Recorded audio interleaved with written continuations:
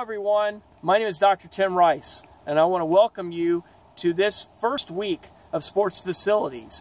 I am a faculty member at Columbia Southern University, and I'm really excited to be able to introduce this first unit and this class to you.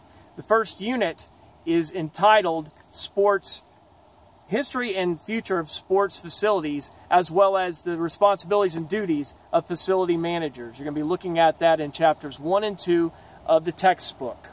You know, one of the things about my career in sport that's spanned over 25 years is my love for sports facilities. Behind me is the softball field at a local community college in Minnesota where I'm visiting right now. And I just love to come take a look at facilities, whether it be a baseball field, softball field, gymnasiums, you name it. I'm a sucker for them. You could call me a junkie. Hopefully you will be too after this class is complete.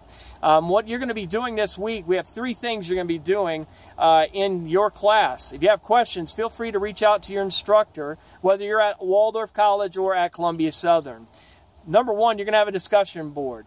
In the discussion board, you're going to have an introduction where you're going to introduce yourself to your colleagues. I would highly encourage you to make sure that you really let your colleagues know who you are. That means tell us where you're from, tell us what your hobbies are, tell us why you got involved in sports in the first place. I know I fell in love with sport when I got my first mitt as a 7-year-old, and it's spurred me on since then.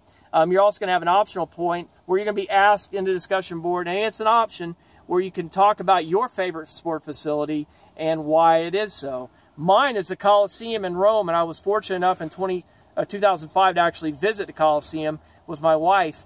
And it is the predecessor, really, of all facilities out there. And if you ever get a chance to go to Rome, I highly encourage you to walk through there.